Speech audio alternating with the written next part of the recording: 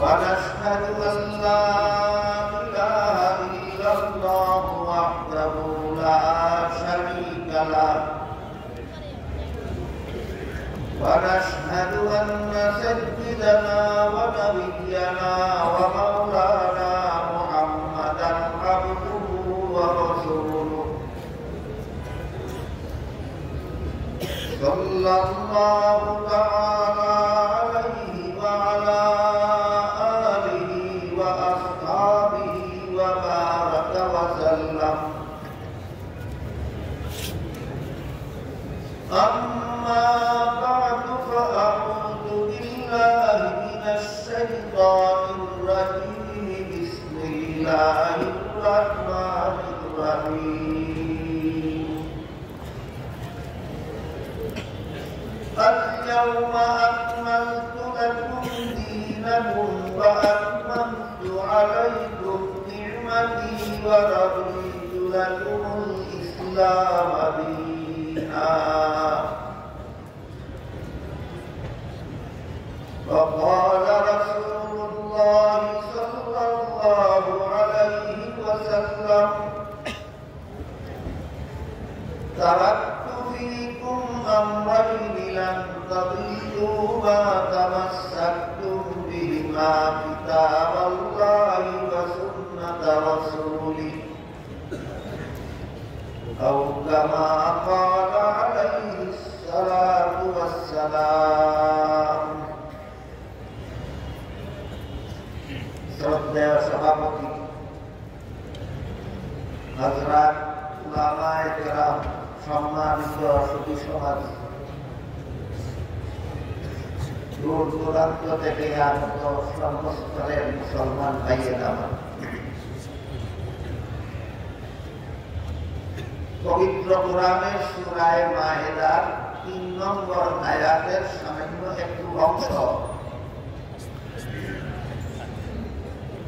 এবং এর ব্যাখ্যা প্রসঙ্গে রাসূল করিম সাল্লাল্লাহু আলাইহি ওয়াসাল্লামের এক সংক্ষিপ্ত হাদিস আমি আপনাদের সামনে তিলাওয়াত করছি।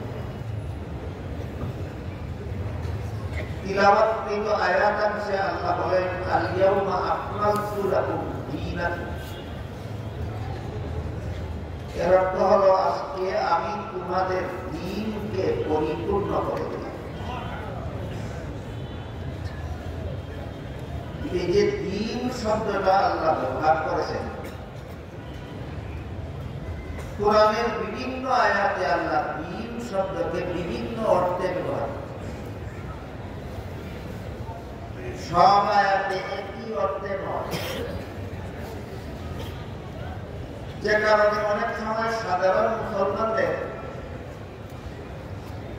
আমার দ্বীন বলতে কি বোঝায় এই প্রশ্নের জবাবটা পরিষ্কার হয়, পরিষ্কার করে বলতে পারে না যে আমার দ্বীন বলতে কি।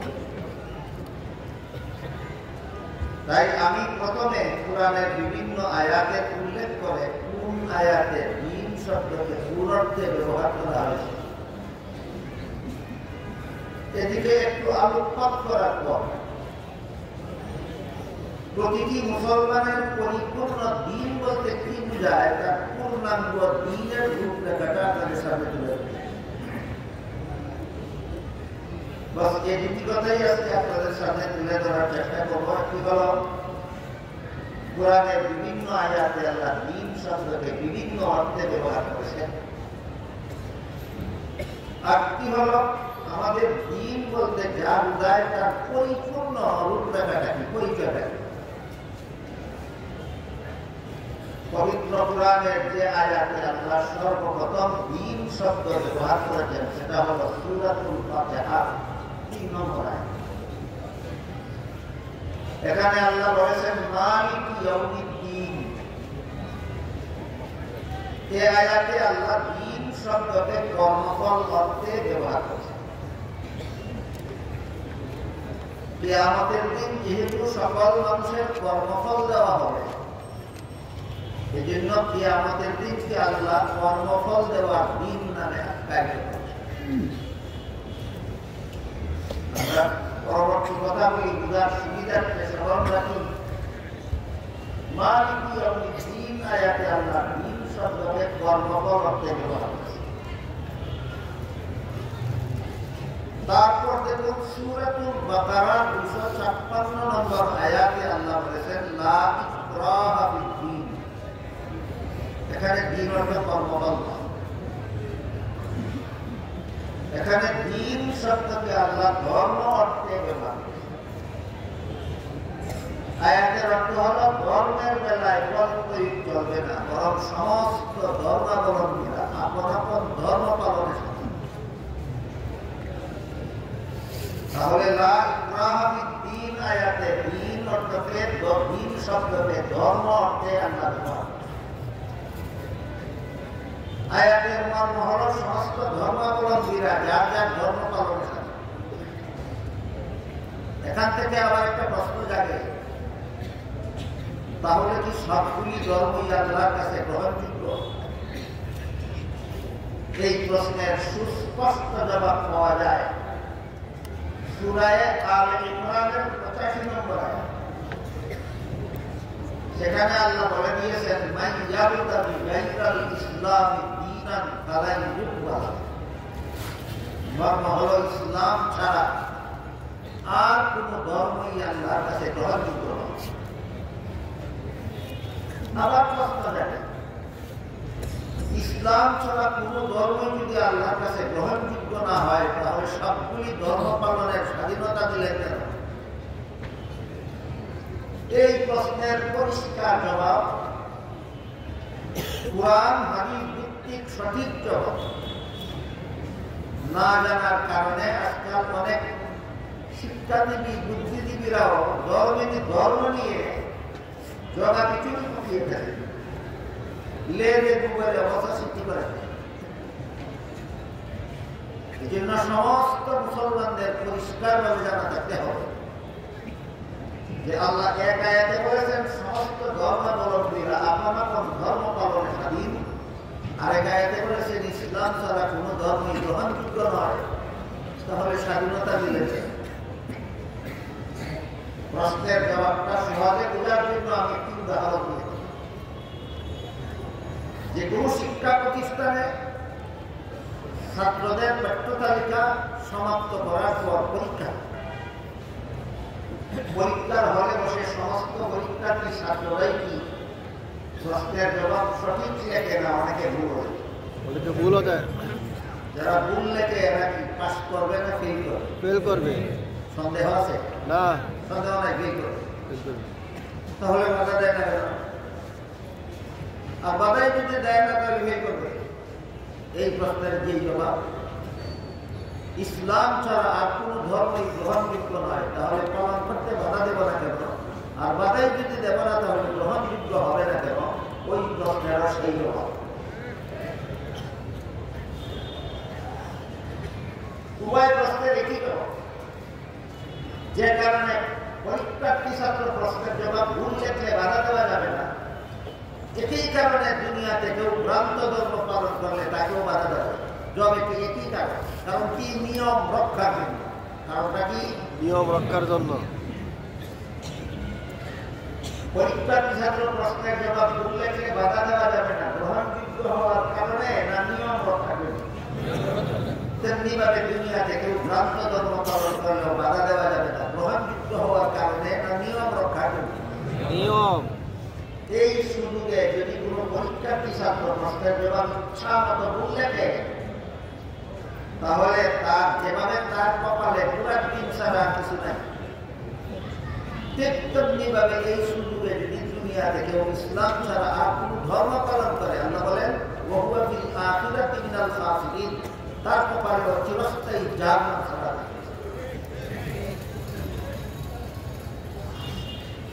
যারা আনুষঙ্গিক প্রশ্ন এবং জবাব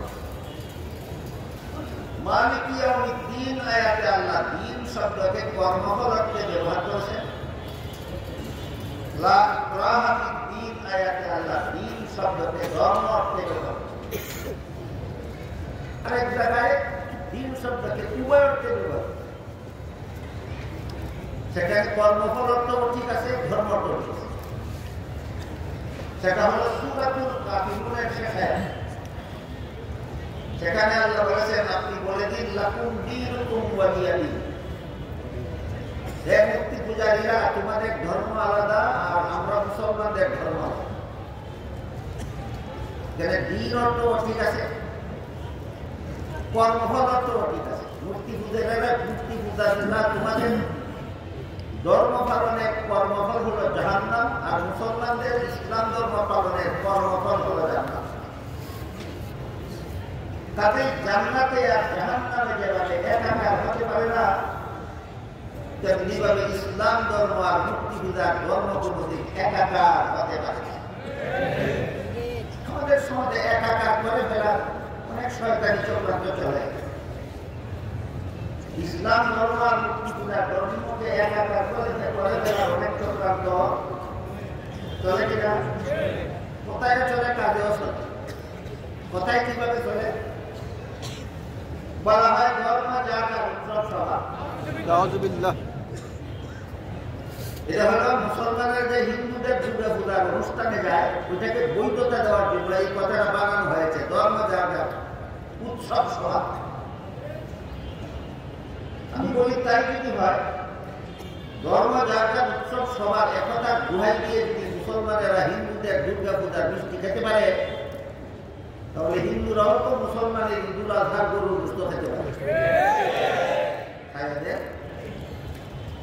আপনারাও তাদের পূজার মিষ্টি খান, আপনারাও কুরবানির গোশত তাদেরকে খাওয়ান, যেহেতু ধর্ম জাগার উৎসব সভা।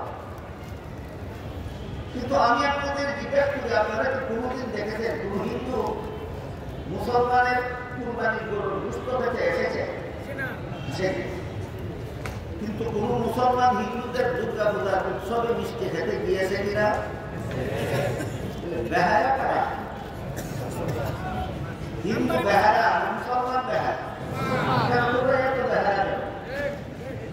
এই বেহায়ামি শিক্ষা দেওয়া হয়েছে এই একটি স্লোগানের মাধ্যমে, ধর্ম জাগার উৎসব সভা অনুষ্ঠান হওয়া। কেউ যদি বলে ব্যবসা জাগার মুনাফা সভা, কেউ যদি বলে চাকরি যার যার বেতন সভা, কেউ যদি বলে কৃষিকাজ যার যার ফসল সভা, মানবে কেউ? কোন মস্তানে যদি কয় বিয়া যার যার বউ সভা, এটাকে শয়তান যারা কিছু বলা হলো। যেমন ভাবে বিয়া যার যার বউ সভার এই স্লোগানটা শয়তানি, তেমনি ভাবে ধর্ম যার যার উৎসব সভার স্লোগানটা ওটা চূড়ান্ত শয়তান ছাড়া কিছু না।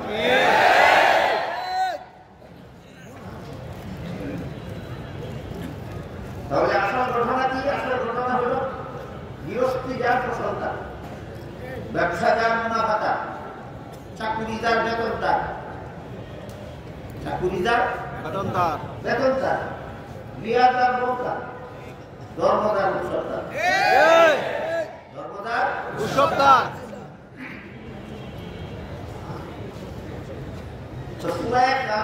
শেষ আয়াতে যে আল্লাহ বলেছেন লাকুম দীনুকুম ওয়ালিয়া দীন, এখানে দীন শব্দটাকে উভয় অর্থে ব্যবহার করা শুদ্ধ।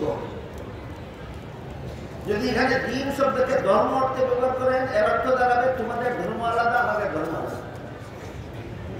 আর যদি এখানে কর্মফল অর্থে ব্যবহার করেন, তাহলে অর্থ হবে তোমাদের ধর্মের ফলাফল আলাদা, আমাদের ধর্মের ফলাফল আলাদা। তোমাদের ধর্ম পালনের ফল জাহান্নাম, আমাদের ধর্ম পালনের ফল জান্নাত। তারপরে দেখুন সূরা শুরা 13 নম্বর আয়াতে আল্লাহ রাব্বুল আলামিন বলেছেন আকিমুদ্দিন। এখানে দিন শব্দের অর্থ কর্মফল নয়, দিন শব্দের অর্থ ধর্ম।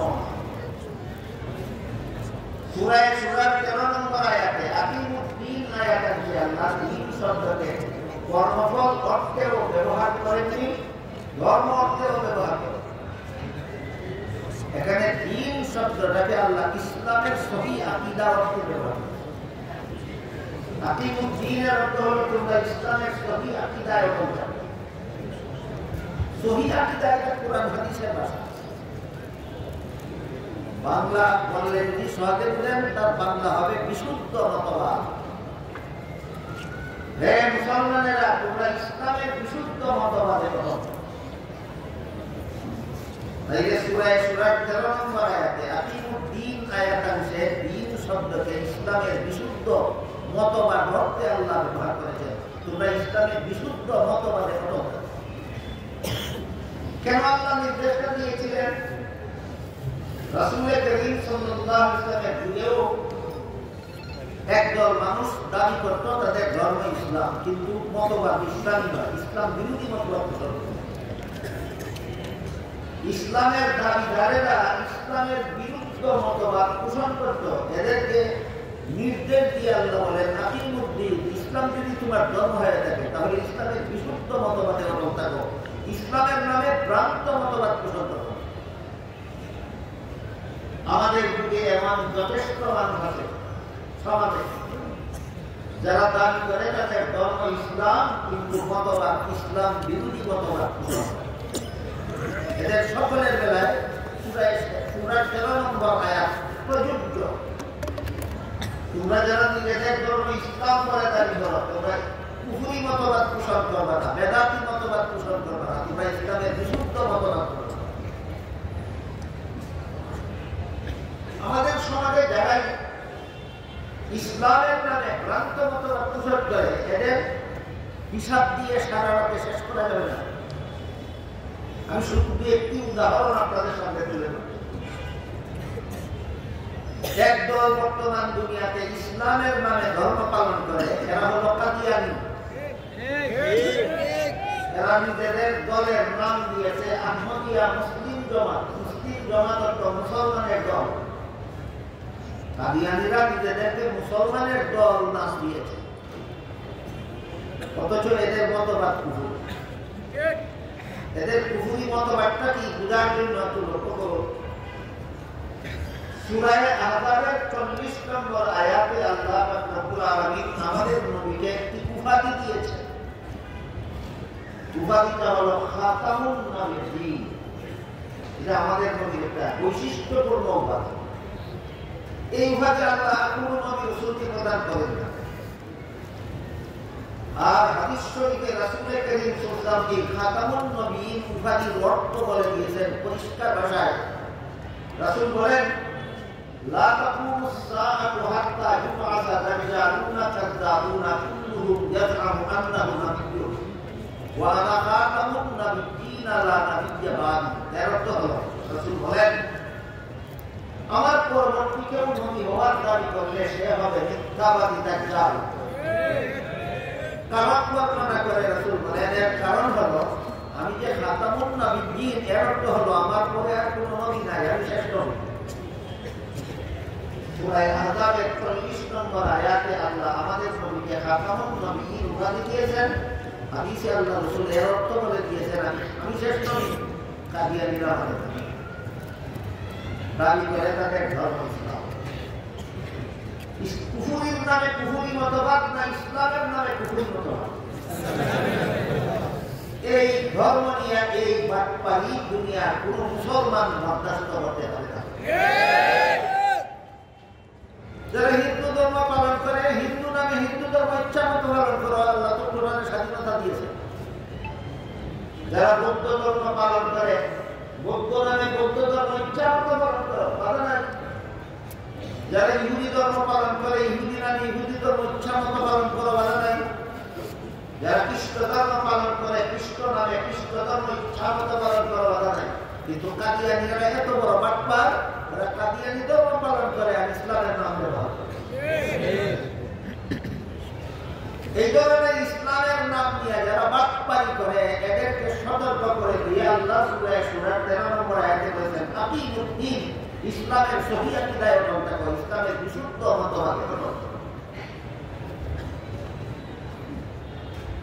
ভ্রান্ত মতবাদ দুই প্রকারের আছে।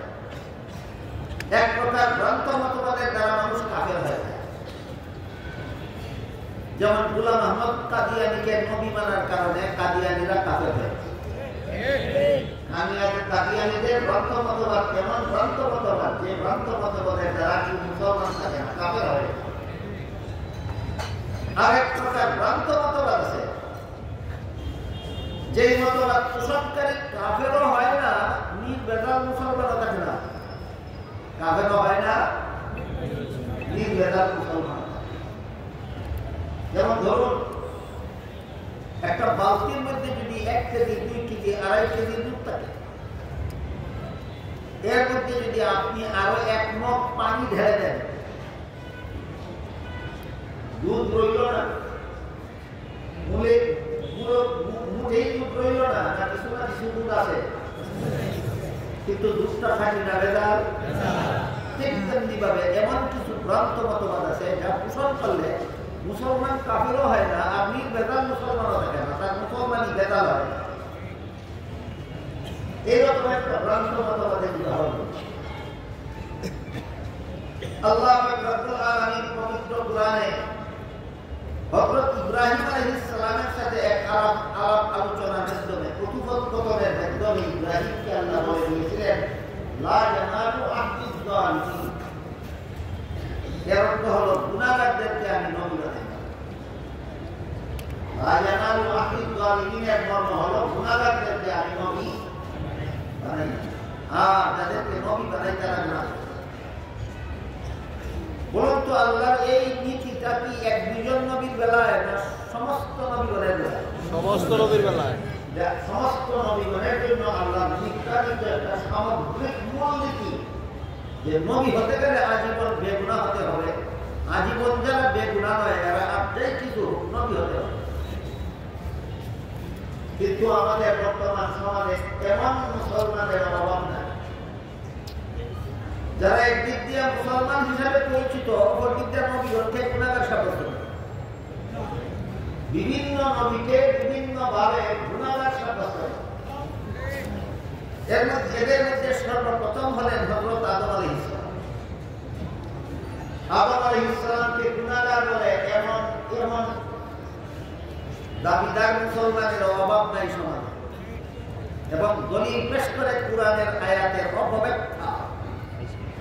নবীকে গুনাহগার সাব্যস্ত করার জন্য কোরআনের কোন আয়াতের কোন শুদ্ধ ব্যাখ্যা নাই। কোন নবীকে গুনাহগার সাব্যস্ত করার জন্য কোরআনের কোন আয়াতের শুদ্ধ ব্যাখ্যা নাই, আছে অপব্যাখ্যা। এটা কোনো একটা ব্যাখ্যা। আমার কথা বুঝে থাকে, বলুন যে কোন নবীকে গুনাহগার সাব্যস্ত করার পক্ষে কোরআনের আয়াতের কোন শুদ্ধ ব্যাখ্যা আছে? নাই, আছে অশুদ্ধ ব্যাখ্যা, ভুল ব্যাখ্যা আছে। কি সেই ভুল ব্যাখ্যা? শুনুন, আল্লাহ কোরআনের বিভিন্ন আয়াতে বলেছেন হযরত আদম আলাইহিস সালামকে জান্নাতে দিয়ে বলেছিলেন সব গাছের ফলমূল খাও, শুধু একটি গাছের ফল খেতে নিষেধ করেছিলেন। শেষ পর্যন্ত ইবলিস ধোঁকা দিয়ে আদম আলাইহিস সালামকে নিষিদ্ধ গাছের ফল খাওয়াইছে। এগুলো তো কোরআনে অনেক আছে, বিভিন্ন আয়াত আছে, রাসূলের বিভিন্ন হাদিসেও আছে। জান্নাতে আল্লাহ যে গাছের ফল খেতে আদমকে নিষেধ করেছিলেন, ইবলিসের ধোঁকায় পড়ে আদম সেই গাছের ফল খেয়েছিলেন। এই পর্যন্ত ঘটনা। এটাকে যদি আপনি মন গড়াভাবে ব্যাখ্যা করেন, ব্যাখ্যাটা হবে এভাবে, মন গড়া ব্যাখ্যাটা হবে এভাবে যে আল্লাহর আদেশ নিষেধ লঙ্ঘন করার নাম ওই গুনাহ, আর আদম তো লঙ্ঘন করলেনই, সুতরাং আদম নিশ্চিত গুনাহগার। এটা হলো মন গড়া ব্যাখ্যা। কেমন ব্যাখ্যা? মন গড়া ব্যাখ্যা। শুদ্ধ কেন? ভুল ব্যাখ্যা। কোরআনের এই ঘটনার ভুল ব্যাখ্যার মাধ্যমে যারা মুসলমান সমাজের নবীগণকে গুনাহগার বলে প্রচার করে বেড়ায়, এই ভুল ব্যাখ্যা এদের মস্তিষ্ক প্রসূত নয়। নবীদের বিরুদ্ধে এই গুনাহগার সাব্যস্ত করার পিছনে কোরআনের ভুল ব্যাখ্যা, এটা খ্রিস্টানদের মতবাদ থেকে সংগৃহীত। নবীগণকে গুনাহগার মনে করা মুসলমানি আকীদা বিশ্বাস নয়, খ্রিস্টানি আকীদা বিশ্বাস। কিভাবে খ্রিস্টানি আকীদা বিশ্বাস, এবার সেটা শুনুন। খ্রিস্টানেরা বাংলাদেশের মুসলমানদেরকে খ্রিস্টান বানাবার জন্য খ্রিস্টানদের একটা সংগঠন বাংলাদেশের স্বাধীনতার সূচনাকাল থেকে কাজ করে যাচ্ছে। খ্রিস্টানদের সেই সংগঠনটার নাম হলো খ্রিস্টান মিশনারি বাংলাদেশ। এই খ্রিস্টান মিশনারি বাংলাদেশের পক্ষ থেকে মুসলমান সমাজে খ্রিস্ট ধর্ম প্রচারের জন্য যে সমস্ত বই পুস্তক প্রকাশিত হয়েছে, তার মধ্যে তাদের লিখিত একটা বইয়ের নাম কোরআনের আলোকে বেহেশতে যাওয়া।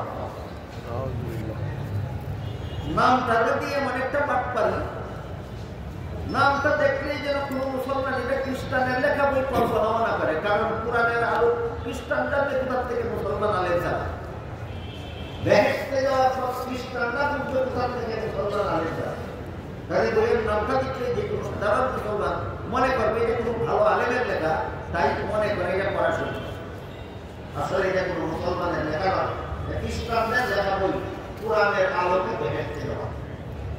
সেই বইয়ে খ্রিস্টানেরা লিখেছে প্রথম মানুষ আদম, প্রথম পাপিষ্ঠ। প্রথম মানুষ আদম, শুধু প্রথম মানুষটা প্রথম নবী হলো? আপনারা কি জানেন? আদম শুধু প্রথম মানুষ না প্রথম নবী হলো? প্রথম নবী। তিনি প্রথম পাপিষ্ঠ। নাউযুবিল্লাহ। কি ছিল তার পাপ? কুরআনের আয়াত দিয়া দলিল পেশ করেছে আর লিখেছে জান্নাতে নিষিদ্ধ গাছের ফল খাওয়া ছিল আদমের পাপ। তাহলে জান্নাতে নিষিদ্ধ গাছের ফল খাওয়াটা আদমের পাপ ছিল।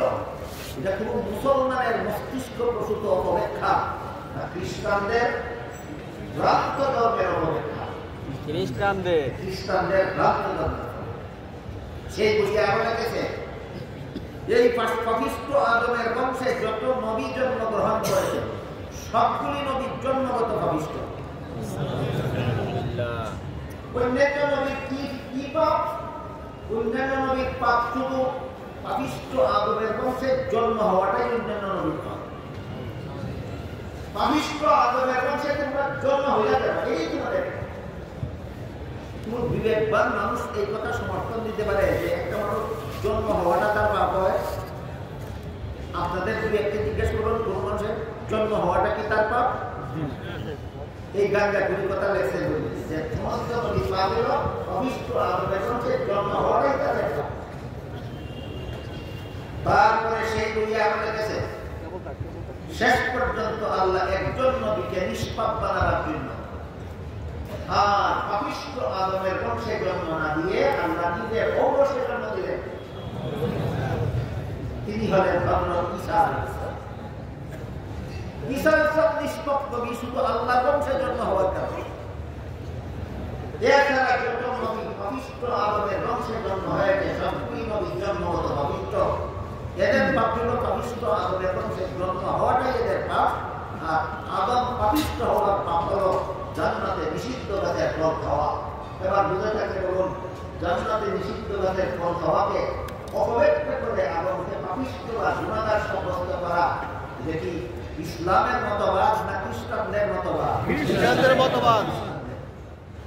সুতরাং আমাদের সমাজে যারাই, মুসলমানদের মধ্যে যারাই কোনো না কোনো নবীকে গুনাহগার সাব্যস্ত করার অপপ্রচার চালিয়ে যাচ্ছেন, তারা বুঝে হোক না বুঝে হোক, ইচ্ছায় হোক অনিচ্ছায় হোক, তারা মুসলমান সমাজের মধ্যে খ্রিস্টানদের মতবাদ চালু করার দালালি চালিয়ে যাচ্ছে।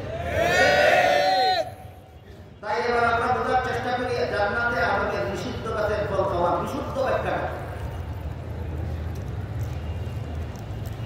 অতীতের প্রায় ১,৫০০ বছরের ভিতরে যত নির্ভরযোগ্য মুফাসসিরিনে কেরাম, যত গ্রহণযোগ্য তাফসীরের কিতাব লিখেছেন, সবগুলি তাফসীরের কিতাবে জান্নাতে আদমের নিষিদ্ধ গাছের ফল খাওয়া একাধিক বিশুদ্ধ ব্যাখ্যা লেখা আছে।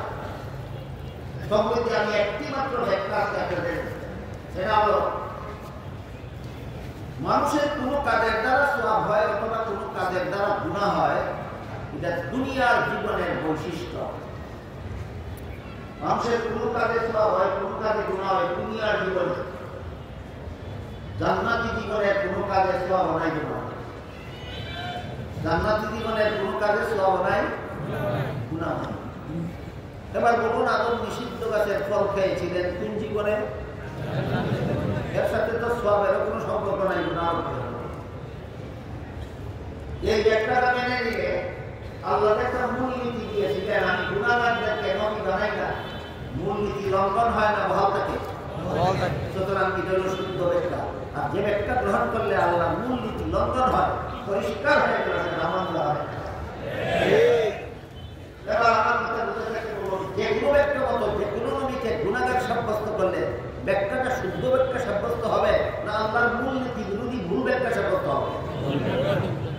আর যে ব্যাখ্যার দ্বারা নবী যে গুনাহ সাব্যস্ত হন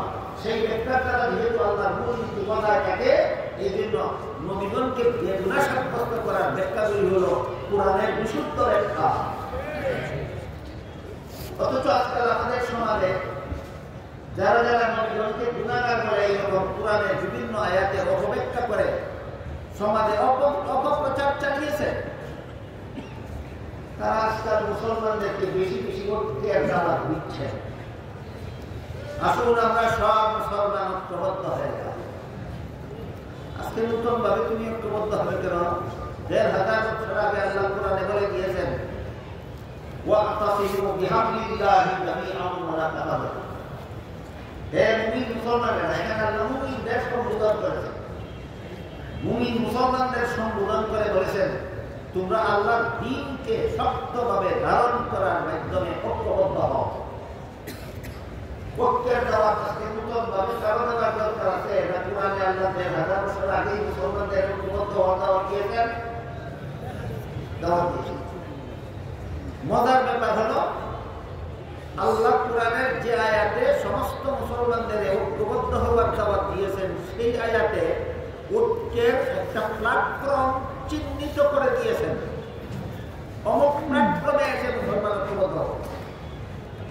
সেই প্ল্যাটফর্মটা হলো আল্লাহর ভাষায় হাবলুল্লাহ, প্ল্যাটফর্মটা হলো আল্লাহর ভাষায় আব্দুল্লাহ, তার মর্ম হলো আল্লাহর দ্বীন। তোমরা আল্লাহর দ্বীন পালনে ঐক্যবদ্ধ। এই যে আবার আসলো দিন, মালিকি ইয়াউমিদ্দিন আয়াতে দ্বীন অর্থ কর্মফল, হাকিমুদ্দিন আয়াতে, লা ইকরাহা ফিদ্দিন আয়াতে দ্বীন অর্থ ধর্ম, হাকিমুদ্দিন আয়াতে দ্বীন অর্থ ইসলামের বিশুদ্ধ মতবাদ, লাকুম দীনুকুম ওয়ালিয়া দীন আয়াতে দ্বীন অর্থ ধর্ম ও দ্বীন অর্থ কর্মফল। ওয়াতাসিমু বিহাবলিল্লাহি জামিআন ওয়া লা তাফাররাকু, এই আয়াতে যে আল্লাহ বলেছেন যে হে মুমিন মুসলমানেরা, তোমরা আল্লাহর দ্বীন পালনের মাধ্যমে ঐক্যবদ্ধ হও। এখানে ঐক্যবদ্ধ হওয়া আগে বলেছেন না, দ্বীন পালনের কথা আগে বলেছেন, দ্বীন পালনের কথা আগে বলেছেন। অথচ আজকাল সমাজে যারা মুসলমানদের ঐক্যবদ্ধ হওয়ার দাওয়াত দিচ্ছে, এরা কোথায় গিয়ে ঐক্যবদ্ধ হবো সেটা বলেই না, শুধু বলে আসলে ঐক্যবদ্ধ। কোথায় গিয়ে মুসলমান ঐক্যবদ্ধ হবে? তোমার বাপের বাড়ি না কোনো ঠিকানা আছে? তারা বলুন কি বুঝলেন? ঠিকানা নাই। ঠিকানাটা কি? আল্লাহর দ্বীন। ঠিকানাটা কি? আল্লাহর দ্বীন। হে মুমিন মুসলমানেরা, তোমরা আল্লাহর দ্বীন পালনের মাধ্যমে করো। এবার আমাদের পরিষ্কারভাবে বোঝার দরকার যে আল্লাহর দ্বীনের কমপ্লিট ডেফিনেশনটা, আল্লাহর দ্বীনের পরিপূর্ণ সংজ্ঞাটা কি? আল্লাহর দ্বীনের মাদ্রাসার ছাত্রদের ভাষায় আল্লাহর দ্বীনের জামের মানে তারিখটা। এই প্রশ্নের জবাব পাওয়া যায় রাসূল করিম সাল্লাল্লাহু আলাইহি ওয়াসাল্লাম। হাদিসটাকে মুহাদ্দিসিনে কেরামের পরিভাষায় হাদিসে জিবরিল বলা, কারণ সেই হাদিসে উল্লেখ আছে জিবরিল ফেরেশতা একজন অচেনা মানুষের আকৃতি ধারণ করে রাসূল করিম সাল্লাল্লাহু আলাইহি ওয়াসাল্লামের কাছে এসেছিলেন। রাসূলকে কতগুলি প্রশ্ন করেছিলেন, জবাব দেওয়ার পর জিবরিল চলে গেলে পরে রাসূল উপস্থিত সাহাবাদের জিজ্ঞেস করেছিলেন, কোন লোকটা এসে আমার সাথে প্রশ্ন উত্তর করে চলে গেল, তোমরা কি তাকে চিনতে পেরেছ? সাহাবাগণ বলেন, আমরা চিনতে পারি।